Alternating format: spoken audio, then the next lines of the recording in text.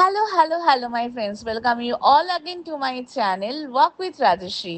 এবার সামার ভেকেশনে আমরা যাচ্ছি আরেকটা নতুন ডেস্টিনেশনে আমার বন্ধুর সাথে এবং বন্ধুর ফ্যামিলির সাথে। অনেক দিন থেকে আমাদের প্ল্যান হচ্ছিল আমরা পাহাড়ে যাব নাকি সমুদ্রে যাব, এবং জুনা আর জুনার ফ্যামিলি সাজেস্ট করলো কি চলো আমরা যাই আন্দামান নিকোবর আইল্যান্ডে। তো আমরাও সেই ভেবেই সবাই মিলে প্ল্যান করে বেরিয়ে পড়লাম আন্দামান নিকোবরের জন্য। আমরা ট্রাভেল গাইডের থ্রুতেই এই পুরো ট্রিপটাকে বুক করেছি, যার সমস্ত ডিটেল আমি আমার ক্যাপশনে দিয়ে দেব। যাকে আমাদের ভোরবেলা 5:30টার সময় ফ্লাইট ছিল, তো তার জন্য তো আমাদের এমনি মাঝরাতে আসতে হতো, তাই আমরা রাত্রি 1টার সময় এয়ারপোর্টে এসে গেছিলাম। আর টিনেজ যখন 3টে মেয়ে আছে সাথে, তাহলে তো বুঝতেই পারছেন কি ভালোভাবেই কেটেছে সময়টা। ইট ওয়াজ রিয়েলি ফান নাইট। কিভাবে যে রাতটা কেটে গেছে বুঝতেই পারিনি এয়ারপোর্টে।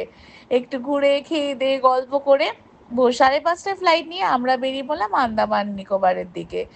বে অফ বেঙ্গলটা আকাশ থেকে খুবই সুন্দর লাগছিল, and the floating clouds on the top of the বে অফ বেঙ্গল ওয়াজ মেসমারাইজিং। এইভাবেই আমরা চলে এলাম ইন্ডিগো করে আন্দামানে। এয়ারপোর্টটা অসাধারণ ছিল। সব থেকে যেটা ভালো লাগলো এখানে বেরিয়েই, আশেপাশটা প্রচণ্ড ক্লিন। বলাই যাবে না যে এটা একটা ইন্ডিয়ার কোনো জায়গা। Nothing less than Caribbean island or some California place. Okay, the sea was really mesmerizing. Okay, এত সুন্দর নীল জল আমি অনেক দিন বাদে দেখলাম, এবং ক্লিয়ার স্কাই, নো পলিউশন, রাস্তাঘাট প্রচণ্ড ক্লিন। আমরা হোটেলে গিয়ে ব্রেকফাস্ট করে একটু রেস্ট নিয়ে বেরিয়ে পড়লাম করবিন কোভ বিচের দিকে। খুব সুন্দর বিচটা ছিল। এখানে এসে তো আমাদের খুবই ভালো লাগছিল। ঘুরলাম এবং আমরা একটা বোট রাইডও নিয়েছিলাম। সেই বোটটা করে ছোট্ট একটা আইল্যান্ডে গেলাম, যদিও সেই আইল্যান্ডে আমরা নামিনি, ঘুরে চলে এলাম। সন্দীপও দেখুন খুব মজা পেয়েছে কিন্তু এখানে এসে। অ্যান্ড আমরা সবাই খুব ভালোভাবেই টাইম কাটলাম, প্রচুর ফটো তুললাম এখানে এসে।